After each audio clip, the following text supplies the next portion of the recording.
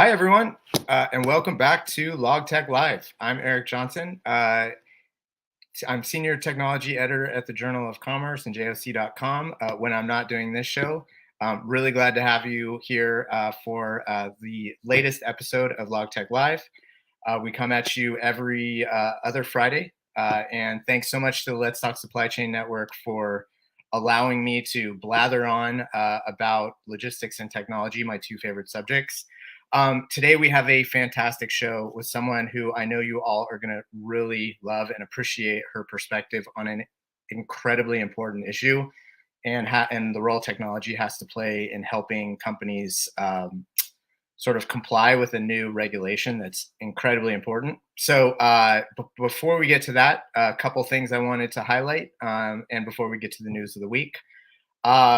So let's see, what are we at today? The 16th. In 10 days, I will be in Chicago for the JOC Inland Distribution Conference with a bunch of my friends, colleagues, and partners in the industry. We're going to be gathering to talk about the domestic transportation environment, which is, as always, crazy. We obviously just had some huge news this week with a potential rail strike possibly being averted.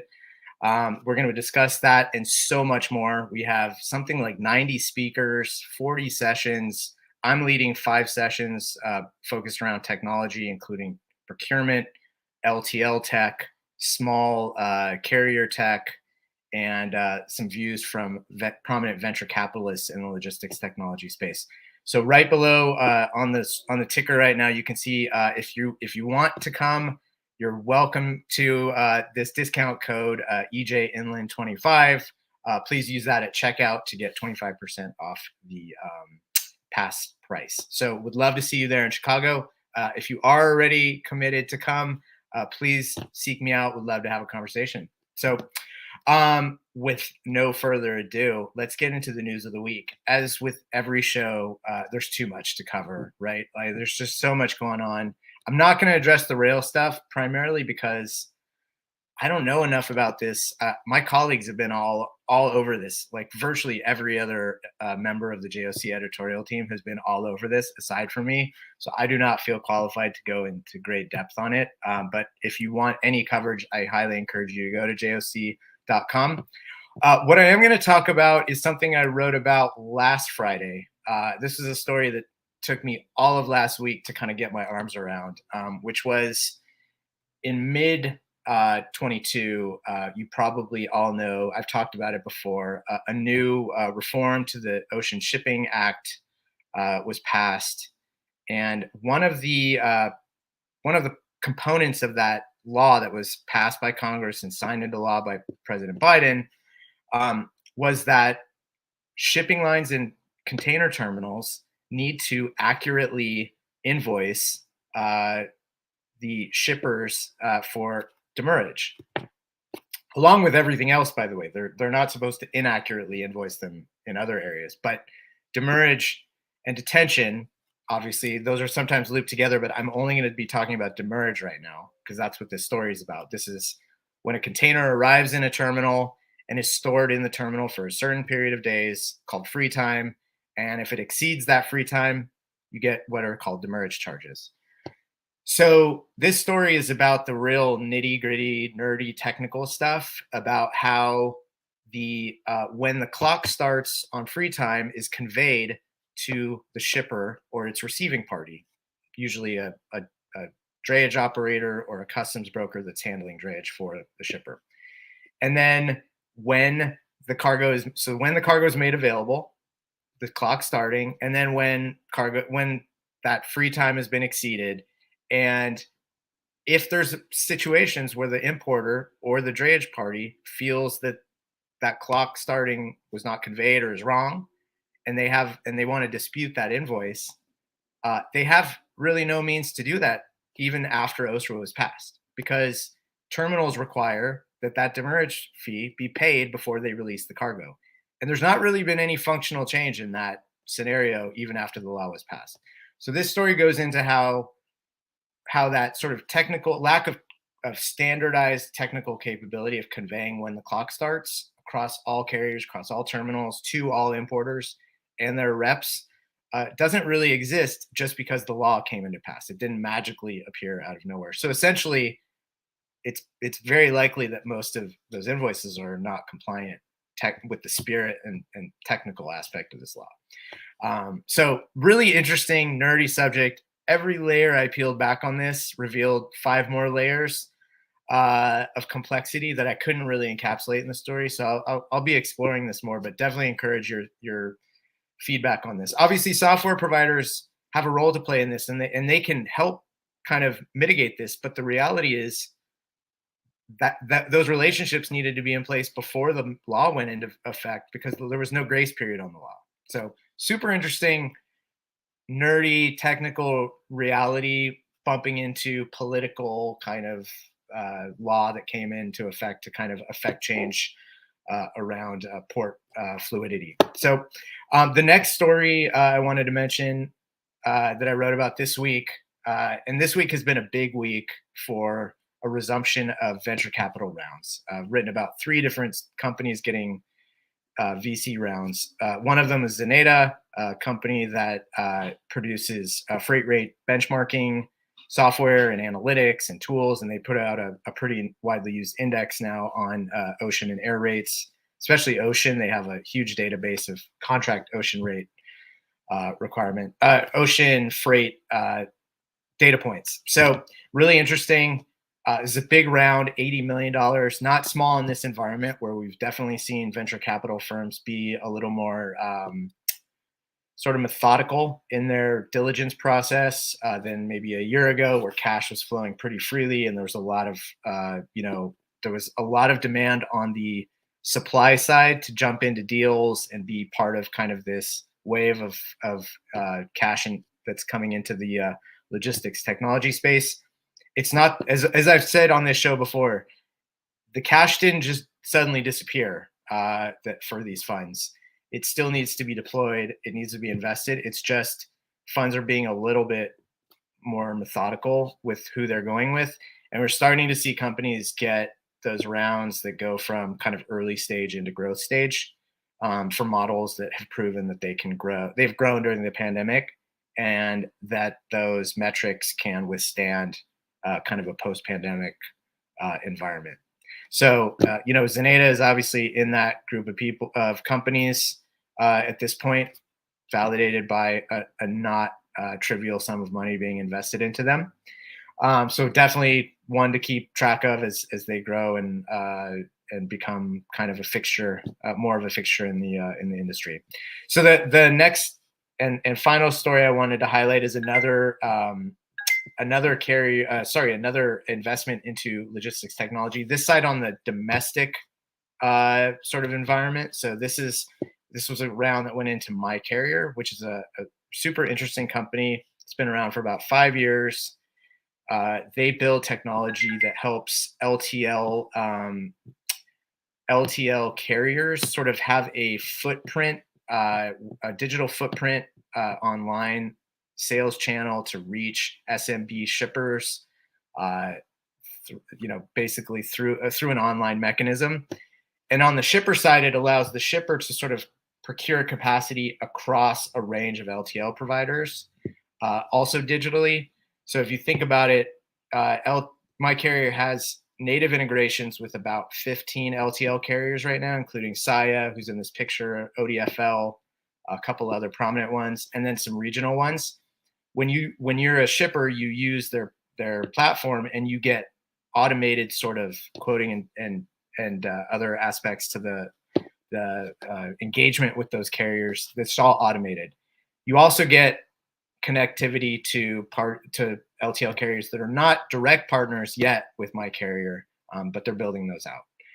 It's not as automated, but you still get access to them. So super interesting approach from some ex-Global Trans and LTL specialists who saw this need to sort of use the internet to like bridge the gap between buyer and seller of capacity. So definitely a watch this space type of company. Their CEO is actually going to be speaking on a panel on LTL Tech at the Inland Conference that I referenced earlier too. So definitely encourage you to come meet him and check him out and hear a little bit more about what they're doing. So with no further ado, it's time to bring my guest on for me to shut up for a while. Delighted to welcome Amy Morgan, who is head of trade compliance at Altana.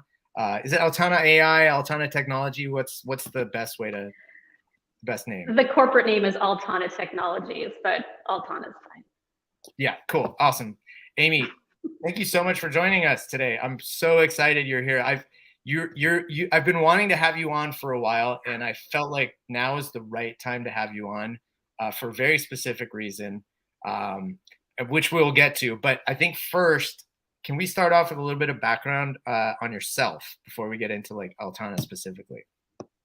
Absolutely. Love to talk about myself.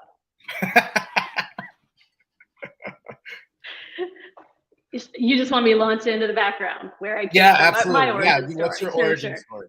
My origin story. So let's keep it to my trade compliance origin story. But it's pretty cool when I think back on it. Really, my career happens to have followed like the arc of trade's evolution the last 23 years. It started when I was an intern with the Seattle Coast Committee for the infamous WTO Seattle round in 1999. I found trade compliance years later at Nordstrom in the early 2000s, and then moved on to Costco Wholesale, where I got to experience the heyday of that public-private partnerships with CBP. I'm talking CT-PAT validations were hot, ISA applications, the advent of the Centers of Excellence. Then in 2010, I took a worldwide trade compliance role with Amazon, where I then experienced this groundswell of cross-border e-commerce, and that's when I really started to have my first big innovative breakthroughs.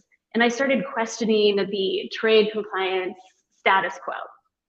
I did have a go at my own startup in 2014 with this idea to automate customs compliance activities for the small and mid-sized e-com market. It did involve operating a customs brokerage out of my basement for a hot minute, but raising money is a tough and brutal racket. So I ended up taking a role with Avalara in 2015 to build their cross-border business unit. And if you don't know who Avalara is, it's tax software. They calculate sales tax, but they wanted to build out an international tax calculator, which involved a landed cost calculator, which involved a classifier and all of the subsequent things that go into that.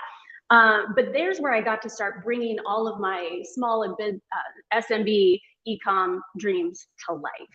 But now I'm at Altana. So now I'm on the other side of this arc, right? And I have another front seat opportunity.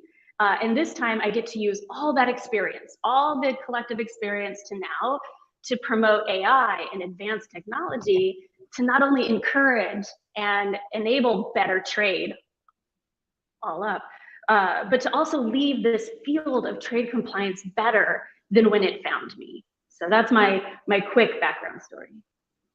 Cool. So you mostly work with small companies that nobody's ever heard of, like Amazon and Nordstrom. And just little boutique retailers. No, super interesting. So I love when people who are in the technology side of trade compliance have like been in the trenches and know what works and what doesn't and what can be automated and what can't. So obviously gives you a huge leg up in terms of understanding that. So let's get in a little bit more into depth with Altana, who I've covered for probably 2 years. Does that sound, maybe 3? It's probably 3 actually now, because it was pre-pandemic that I sort of first met Evan, the co-founder. Co-founder, or is he solo founder? CEO, co-founder, yep. Yeah, CEO, co-founder. But it was a super intriguing story to me, even if I barely understood what Evan was saying, because he's like very, like, just a very elevated mind in speaking to a Luddite about these things. So it took 3-4 conversations before it was like got through my thick head. But give us the background on Altana and what it is you're trying to accomplish and kind of who your customers are.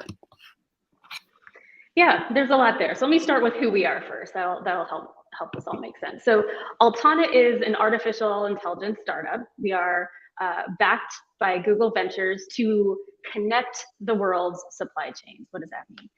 Altana has built is building a trusted network platform that will serve, our vision is that it will serve as the infrastructure enabling governments, enabling companies to facilitate more trusted, compliant, safe, and resilient global trade networks.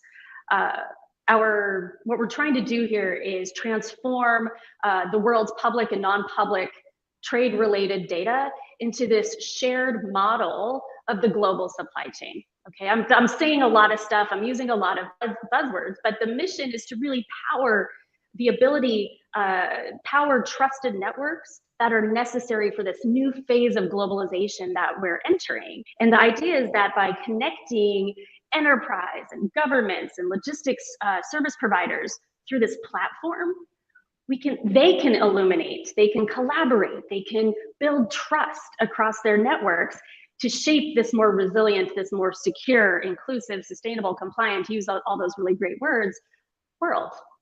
Right, so that's what we're doing. We're working with, I think that was the other question was, who are our customers?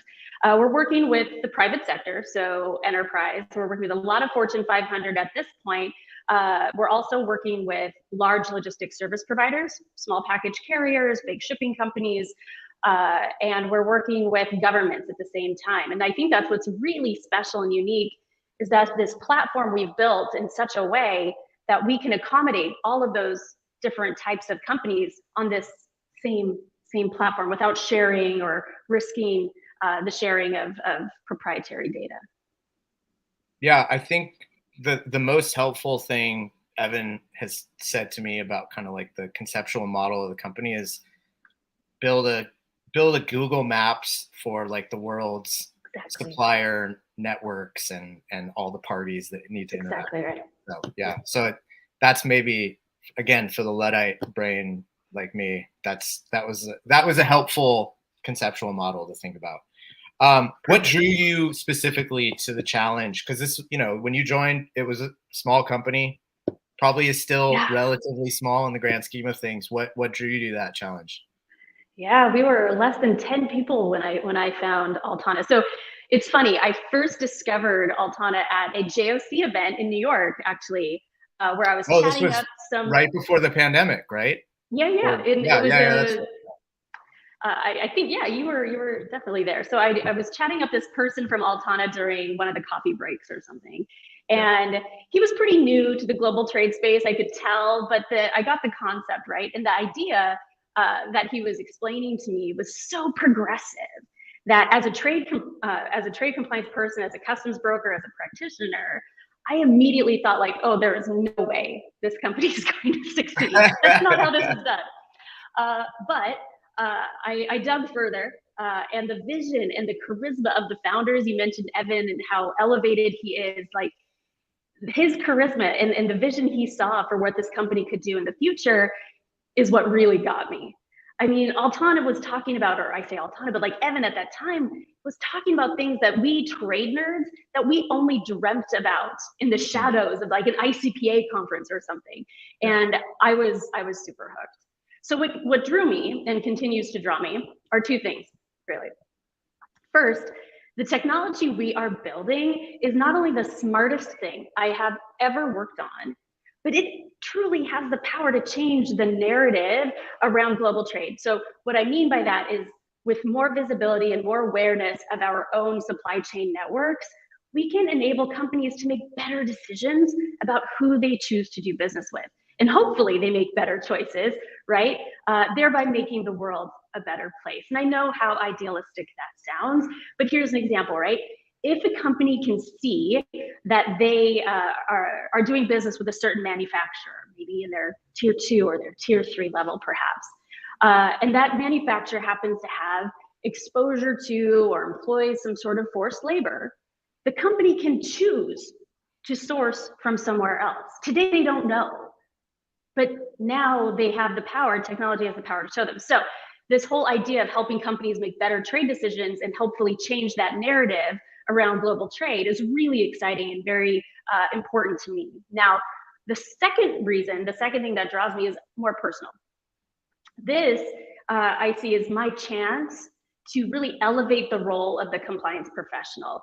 If if we can use AI to illuminate areas of non-compliance or automate certain parts of our jobs, certain processes, then customs brokers and then other trade professionals can focus on more strategic and more nuanced problems. This is a chance for me to, like I said earlier, not only leave trade compliance better than it found me, but to help to maybe even build new career opportunities for customs and trade professionals. So this is like that nice me making my world, my industry, our community better. So that's high ambitions, obviously, but like I get where you're coming from. So that probably leads in nicely to, I wanted to address, this is something I've addressed with a previous guest who's also in the trade compliance world.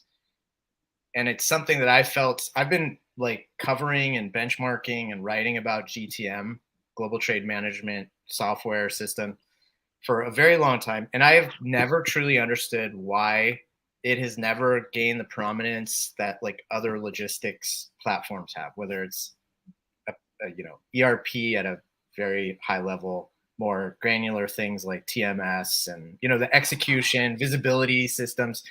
No, everyone wants to talk about that. You hardly ever hear GTM come up, except from the trade compliance community, who as you know very well, only get called in when something bad happens, right? So, why do you think? So, first of all, am I correct in saying that GTM is sort of overlooked and underinvested into as a whole? And why do you think that's so? If you agree. Yeah, I do agree. And this is going to be my own observation over the years, right? So this is obviously, yeah. This is just Amy talking to you now.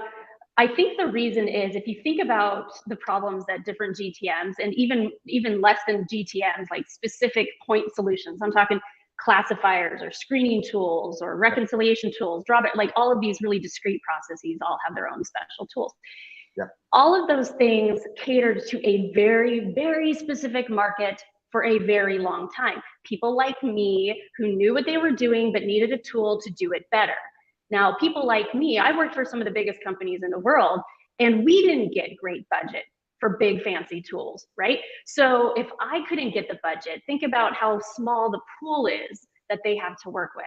Now, on top of that, it was a very specific problem that those tools were all solving, and they didn't really talk to each other. At least that was my experience, right? So if I bought a restricted party screening tool over here, that's fine. But now I've got my classifier tool over here, and I have my tool that I use for country of origin verification here. I mean, this is a mess. This is a mess. We're all very discreet. So the pool, that's right.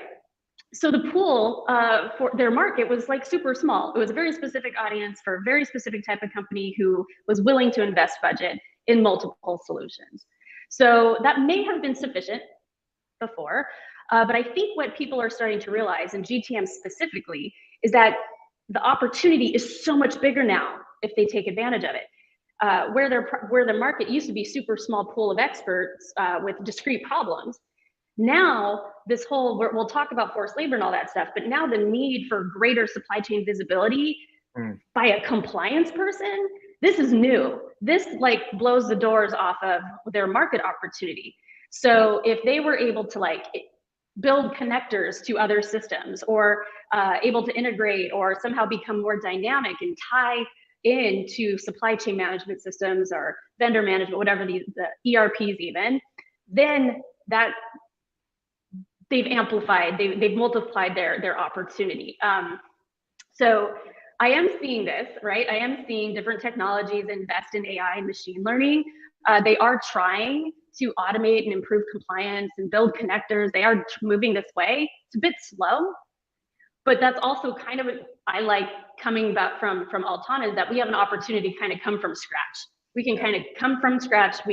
Here's the platform, here's all of the supply chain visibility, and you can situate your customers and their networks, and you can build on top of us now to make your system sticky, to make your system bigger than it is. And so that gets me really excited. But yeah. Well, very interesting perspective. And I look at sort of the way that a lot of the more prominent GTM providers have all been absorbed into larger larger software vendors that connect, visibility and supply chain planning and vendor management capability. So obviously they all see that opportunity too, that to like have trade compliance have a bigger seat in strategic decisions around all the way up to product development, right? Like that was, That's right. I remember writing white papers 10 years ago. Why are compliance people not involved in product development situations? And why are logistics people not involved in those decisions too? Like, hey, it's great to build a new product, but what if there's nowhere to source it? Or what if there's problems from a compliance perspective in sourcing it, right? So at the same time, I do wonder, and so my next question is sort of like, is there a way, you alluded to this a second ago, is there a way to sort of cobble is probably a bad way to put this together, but like, is there a way to assemble a GTM sort of framework that doesn't rely on kind of like a traditional GTM system, but to use like some sort of underneath layer and then you attach things on top of it? I mean, that sounds like what you were getting at. So you sort of stole my thunder with this question, but maybe you can elaborate on that. Because I was the same thing. So yeah, so your question was, is this possible? Yeah, absolutely, this is possible, and I think this absolutely has to happen. This absolutely has to happen for GTMs, I think, to maintain relevance. Now, I have a lot of friends with GTM companies. I appreciate all of the work that they do, but the fact of the matter is now you can't just live in like an isolated instance. No one's just going to invest in this one piece of technology because, like you mentioned earlier, trade is often an afterthought. And it's simply because we didn't have to be a forethought. Right. More policies like forced labor, and we're talking about forced labor now because it's a hot topic, but next week we could be talking about conflict minerals. We could be talking about cybersecurity. We could be talking about the financial health of a value chain. We could be talking about calculating greenhouse gas emissions. Like all of these policies that are on the horizon all rely on being able to see and situate yourself in the global trade network. You need to know, who am I doing business with really? Who are they doing business with? And who are they doing business with? Who are my customers doing business with? Like, you need to be able to see that. So none of these solutions and what data you can get from them, right? Not just have a static. I mean, that's kind of, I mean, the visibility is one thing, absolutely, but you need the data, right? Like that just goes without saying. So in order to power all of these new solutions, now you need that visibility. It's going to be mandatory. That's the new face of trade compliance, is having that visibility and the data, rightly so, to power everything else that you do. It moves trade compliance so far upstream that it's everything we've ever wanted. But the problem is that none of these things work together the way we need them to. So companies are, they're scrambling, they're talking about integrations, they're partnering up with each other, they're consolidating, like you mentioned. But the thing none of them have yet, and for any of those folks in the audience, call me, because you need that substrate. You need to start from this source of truth. You need to start from a place that you can build on top of now, and you can connect all of those dots. So I don't know if I actually answered your question just now. That's a good way to think about it, is that substrate layer, right? That I think, I mean, it hasn't really existed before in any complete way. So, and it's obviously still a work in progress, right? You don't build this overnight. So, so let's get into forced labor, right? Because that was the initial catalyst for me to reach out to you and talk, right? This has become an issue. We're hearing shippers in kind of off-record conversations say, this has become a major thing that we need to sort of adapt to, right? We can't just like put it on the back burner anymore. So can we talk like sort of broadly about what forced labor regs are sort of out there, what companies need to think about in terms of complying with them, and not just on a US basis, right? Because there's shippers and 3PLs that are obviously working in trades that have nothing to do with the US. So right. So I'm not an expert in all of the world's forced labor policies and regulations, but I can talk broadly. So I think everybody within earshot of this session is aware of the US LPA, the US Tariff Acts, and the increased enforcement over WROs, right? So there's the US, and we'll come back to that. The EU this week announced their draft legislation for their own ban on forced labor. That was just announced. It was proposed, I think, on Wednesday, and we expect some final language later this week. But that is now the hot one. Canada, they've been talking about their own. It's actually a provision in the USMCA, but whether or not it's being, how rigorously it's being enforced or how it's being enforced, I haven't seen a lot of information there. Likewise with Mexico, except I have my own opinion on kind of why that is. But again, as a provision of USMCA, forced labor was an element there.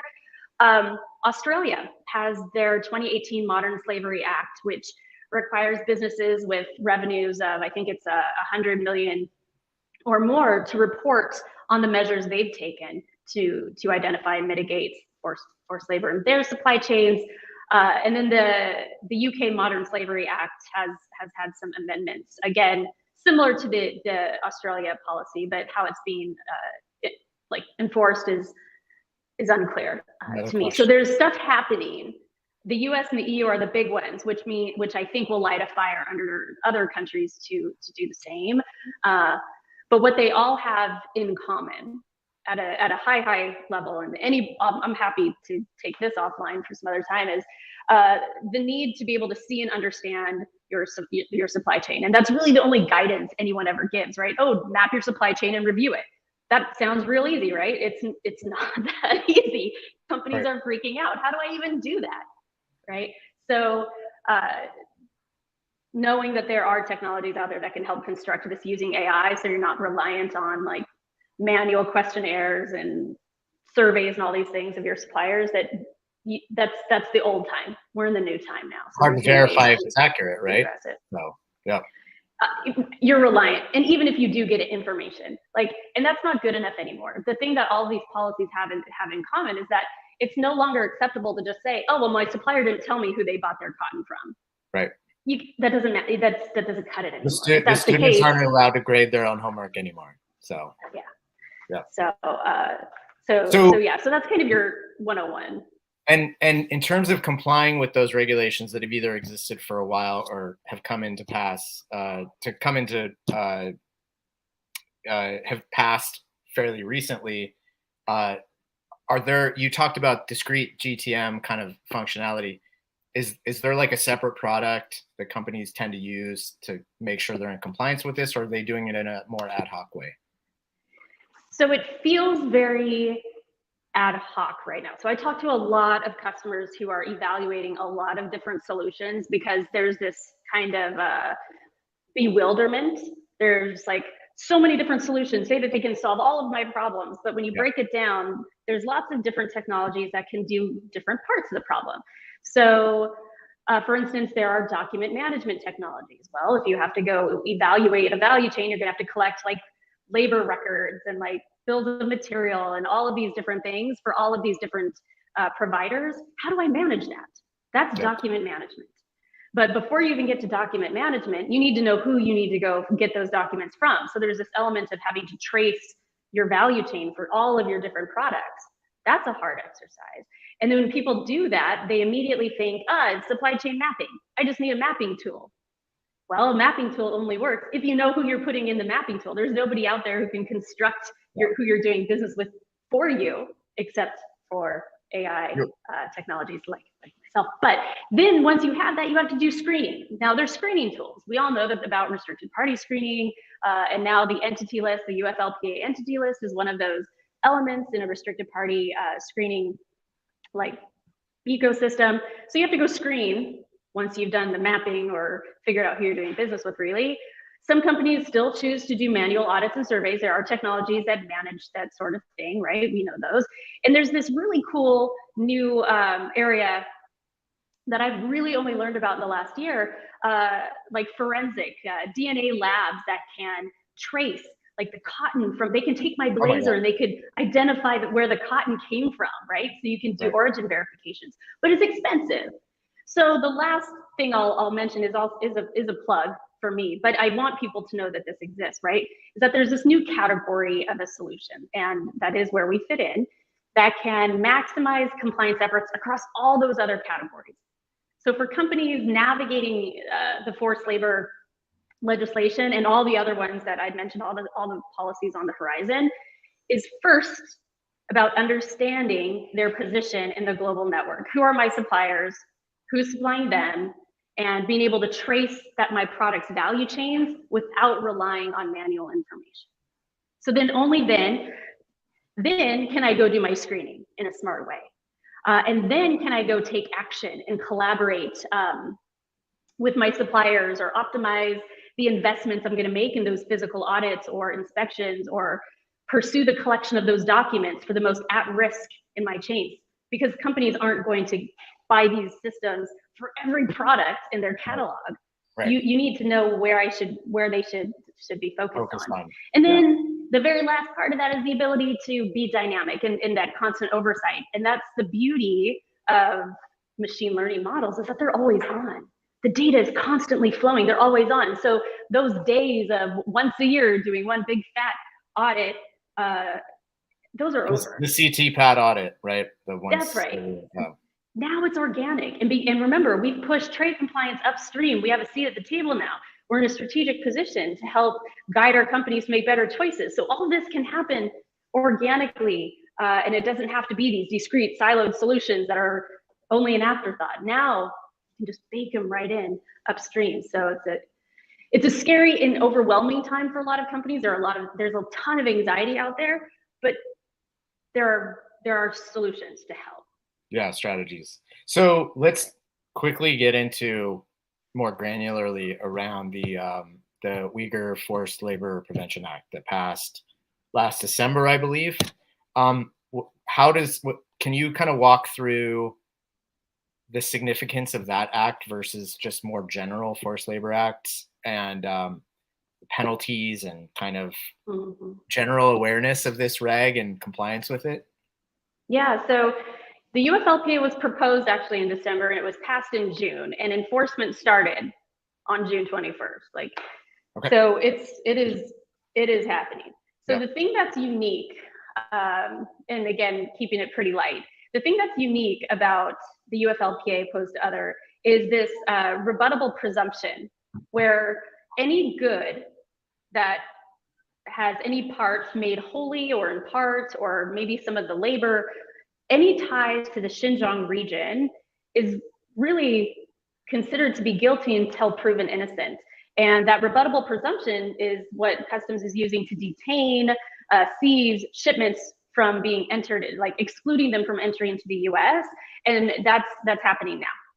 So only after you get a detention, then you can go prove with clear and convincing evidence, hopefully, that your goods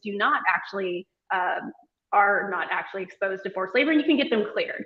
I have not heard of anybody getting anything cleared. Again, it's not public information, so it's only word of mouth, but I've heard from nobody that their stuff has been actually cleared, but I've heard of a lot of detentions. So rebuttable presumption. Customs will detain, exclude, seize any imported goods they believe have a nexus to Xinjiang. As far as penalties go, this means lost sales, first of all. If the stuff doesn't get entered, you're not selling it, or you're not making your thing, it's not being imported. So there's that in and of itself. There are penalties depending on the situation and the findings. So an importer could incur civil penalties for any shipments that have entered the US and then are later deemed to be subject to the UFLPA. So it's all very specific to the situation. And the last thing I will consider as a penalty is reputational brand damage. Yep. I mean, everybody knows that forced labor is a hot topic. Nobody wants to be associated with it. So I consider that to be a penalty also. Maybe the biggest one at this point, right? So very interesting. Just really quickly, what's your sense like in terms of awareness? Is there awareness of this? Is there compliance with it? Is there awareness? Yes. I think Customs has done a pretty good job of at least making people aware of it, even if the guidance hasn't been entirely clear. But I think although people are aware, they don't know where to start. So there's a ton of anxiety. And this is from the compliance professionals, or the compliance professionals understand, but they're having trouble communicating this up the chain in their? No, I don't think it's not just compliance professionals. I mean, I talk to supply chain managers, I talk to heads of procurement, I'm talking to VPs of ESG. Like, I'm across the company. Companies are aware. They're aware. They just are people, unclear about where to go. Yeah. Okay. That's right. And so they're doing all of these, like they're taking calls from any technology service that has a solution that can help them right now. They're just seeking a solution. So they're trying to educate themselves because they want to be compliant. So your question was, are they being compliant? I think companies want to, but again, where do I start? How do I become compliant? That's where I think there's this kind of, we're in this sticky moment right now. They want to be compliant. I think they will become compliant. But that'll take kind of, how is customs enforcing it? What companies get things out of detention? More companies are investing in technologies that can help them be compliant. I think it's going to take that to get there. And I wrote, Nicole, you can bring up that shot of the story I wrote middle of this year around a partnership Altana created with Maersk. Around getting visibility to that. Can you describe that really quickly and kind of like other partnerships that may be in the works? I mean, if you can talk about that. So the Maersk relationship, together, we're helping companies tackle forced labor. I mean, this really exemplifies everything we're trying to do as a company, everything that I just talked about with you. We really want to help create a more sustainable system of global trade while providing this common operating source of truth for everyone in the community, right? So this speaks, the relationship is really, really symbiotic that way. This relationship also helps us promote our joint desire. So both Maersk, both Altana have this desire to help clients. We want to help customers. They want to help their clients mitigate forced labor. So the data that Maersk has on their clients, they're able to link up to our platform so that they can show their customers where they may have exposure and help them. So it's one way that Maersk is really using this as a value-added service for their customers. So it's really exciting. So they can make better decisions, so that CVP can make better targeting decisions and all those things. As far as other things that we're doing, right now, we are a smaller company. We are still a startup. So focusing on our current customers and making sure they're set up for success is the very top priority. But when I think about what's next, there's so much opportunity for us to create partnerships with other solutions. All those solutions I talked about, like the document management and the DNA forensics and the auditing and all of those things, there's an opportunity for us to help plug into those things so that, we can identify where there might be risks, and then we could feed that into those other solutions to maximize those investments that companies are making, and then even focus those technologies on what's really at risk. So there's nothing hot that I can talk about here at the moment, but when I think about what's next, I see that in our future. That's helpful. Okay, maybe 1 minute left. You have to tell me who's your favorite band or musician, and most importantly, why? Why? Okay, so my favorite band, Foo Fighters, hands down. Not only because they rock, but because I have had the biggest crush on Dave Grohl since his Nirvana days. And so Foo Fighters are number one. But I will leave you with a fun fact about Amy. My guilty pleasure is yacht rock. So I am all for some Steely Dan or some Hall & Oates. Like, I'm all for that. But Billy Ocean, all that stuff. Okay, great. I'm a huge Foo Fighters fan too. Taylor's death really got to me this year, like in a big way.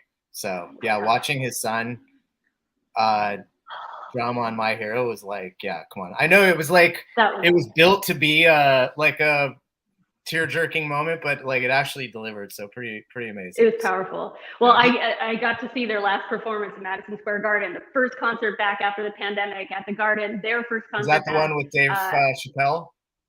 Yes. Awesome. That's amazing. So cool. Amazing. It was so cool. I feel really lucky. So Amy, thank you so much. It's been amazing. How can people reach out to you in Altana? Well, I'm Amy at altana.ai. Our website is altana.ai. I'm active on LinkedIn. I'll respond if someone reaches out to me. And I look forward to doing this again sometime, I think. Awesome. Yeah. Well, thank you so much, Amy. just tip of the iceberg on all the stuff we talked about, but definitely reach out. Amy's a wealth of information and just great to talk to. So glad you could join me today. Thank you so much. Have a great weekend. Okay? Likewise. Thanks. So really quickly, dad joke of the week. You know what time it is. This is from my son. What is Champagne's favorite food? This one's kind of easy if you think about it. Toast, of course. I mean, what else would Champagne want to eat? He says he came up with that. I don't necessarily believe him. I think he probably read that in a joke book, but until proven otherwise, I'll go with the fact that he came up with it. The Inland discount code is up there once again. Would love to see you in Chicago in 10 days.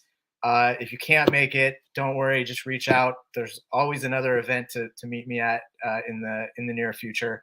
Thank you so much to everyone who tuned in today. Hope you learned a little bit about forced labor, GTM, supplier networks. There's so much to get at all of those topics, and we barely scratched the surface. So thank you again to Amy for amazing perspective.